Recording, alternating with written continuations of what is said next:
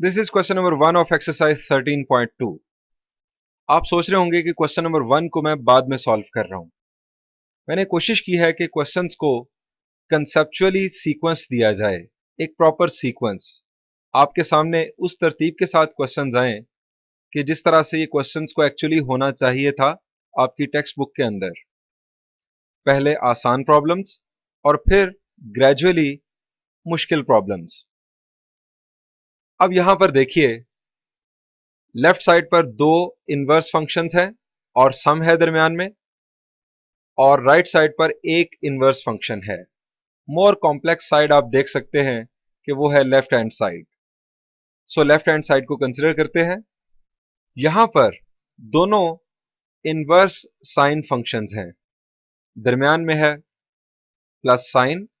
हमें inverse sine functions का some formula use करना होगा, ये तो आप समझ गए होंगे। लेकिन एंड रिजल्ट क्या होगा जब हम इनवर्स साइन फंक्शन का सम फॉर्मूला यूज करेंगे? तो हमारे पास एक साइन इनवर्स फंक्शन हासिल होगा, लेकिन राइट साइड पर तो है कोसाइन इनवर्स फंक्शन। क्या करेंगे? चलें, हम जब वहां पहुंचेंगे तो फिर डिस्कस करेंगे कि हमें क्या करना है।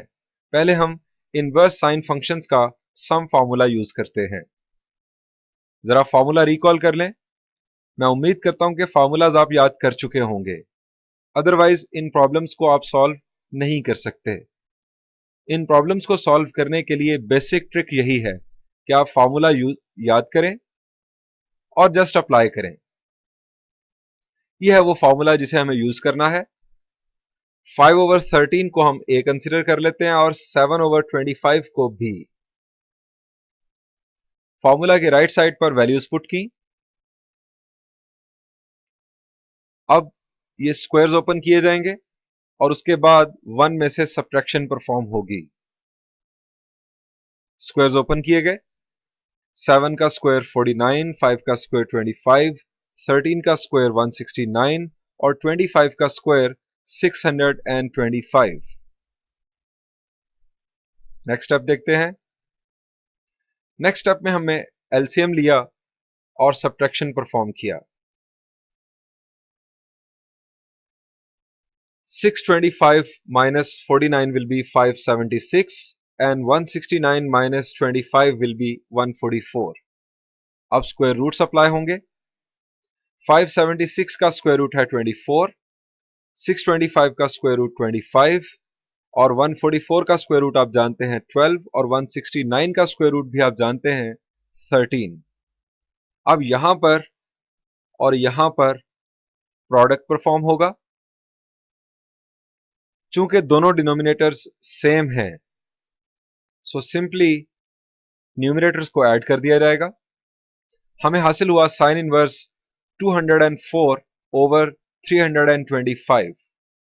अब जरा देखते हैं कि हमारा असल प्रॉब्लम क्या था। ये था हमारा असल प्रॉब्लम।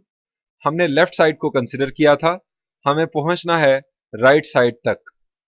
लेकिन राइट साइड तो है कोसाइन इनवर्स फंक्शन और हम खड़े हैं यहां पर साइन इनवर्स फंक्शन को पकड़े हुए। क्या किया जाए? क्या हम साइन इनवर्स फंक्शन को कन्वर्ट कर सकते हैं कोसाइन इनवर्स फंक्शन में किसी तरह से? क्या हम ऐसा परफॉर्म कर चुके हैं पहले? जी, आप में से अच्छे स्टूडेंट्स को याद आया होगा कि ऐसा हमने सीखा था एक्सरसाइज 13.1 में। 13.1 का क्वेश्चन नंबर 2 यही था। वहां पर हमने यही सीखा था कि कैसे एक इनवर्स फंक्शन को दूसरे इनवर्स फंक्शन में कन्वर्ट किया जाता है। जरा रिकॉल कर लें उस प्रोसीजर को, क्योंकि हम वही प्रोसीजर अडॉप्ट करने जा रहे हैं। हमने साइन इनवर्स को कन्वर्ट करना है कोसाइन इनवर्स में। हम लेट कर लेंगे साइन इनवर्स को किसी अल्फाबेट के अगेंस्ट। हमने यहां पर कंसिडर किया theta. Theta is equal to sine inverse 204/325। हमने इसे थीटा कंसिडर किया है। एंड रिजल्ट ये होगा कि हम प्रूव करेंगे theta is equal to cosine inverse 253/325। 325। ये होगा हमारा एंड रिजल्ट, और इन दोनों को कंपेयर करने से हम ये कहेंगे कि ये दोनों इक्वल हैं। This will be the next step. Sine theta is equal to 204 over 325।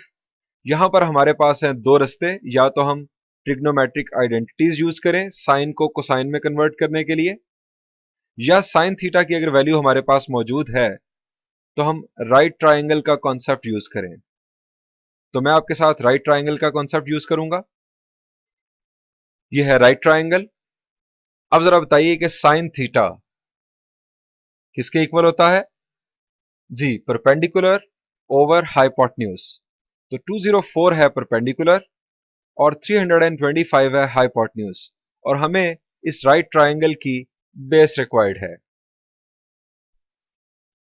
अब ये बेस फाइंड आउट करने के लिए क्या किया जाए, राइट ट्राइंगल कैसे सॉल्व की जाती है? जी, आप जानते हैं कि हमें पाइथागोरस थ्योरम यूज करना होगा। This is Pythagoras theorem. इसमें वैल्यूज पुट करते हैं, हमें बेस रिक्वायर्ड है। सिंपल कैलकुलेशन करने के बाद हमें बेस की वैल्यू हासिल हुई 253। अब हमें पहुंचना है कोसाइन तक। तो अगर ये वैल्यू है 253, तो जरा बताइए कोसाइन थीटा की वैल्यू क्या होगी? कोसाइन थीटा क्या है? जी, base over hypotenuse, it will be 253 over 325। और अगर हम कोसाइन इनवर्स अप्लाई करेंगे तो हमें थीटा की यही वैल्यू हासिल होगी जो कि रिक्वायर्ड थी right hand side. This is cosine theta, और थीटा की वैल्यू हमें वही हासिल हुई जो कि है राइट हैंड साइड। अब जरा इन दोनों वैल्यूज को अगर हम कंपेयर करें तो हमें मालूम हुआ कि हम इस सॉल्यूशन को कंप्लीट कर चुके हैं। मैं आपको दोबारा से रिकॉल करवा दूं कि हमने क्या प्रोसीजर अडॉप्ट किया। हमारे पास लेफ्ट साइड पर थे दो इनवर्स साइन फंक्शंस, दरमियान में था सम। हमने इनवर्स साइन फंक्शंस का सम फार्मूला यूज किया। सम फार्मूला यूज करने से हमें हासिल हुआ एक साइन इनवर्स फंक्शन। अब साइन इनवर्स फंक्शन को हमने कन्वर्ट किया कोसाइन इनवर्स फंक्शन में यूजिंग राइट ट्राइंगल। आप ट्रिग्नोमेट्रिक आइडेंटिटीज को यूज करते हुए भी इस प्रॉब्लम को सॉल्व कर सकते हैं। बिल्कुल इसी प्रॉब्लम के पैटर्न पर एक और क्वेश्चन है, दैट इज क्वेश्चन नंबर 7। ये प्रॉब्लम आप बआसानी खुद सॉल्व कर सकते हैं। इसमें भी हमारे पास लेफ्ट साइड पर हैं दो इनवर्स साइन फंक्शंस, और हमें कोसाइन इनवर्स फंक्शन के इक्वल इन्हें लाना है।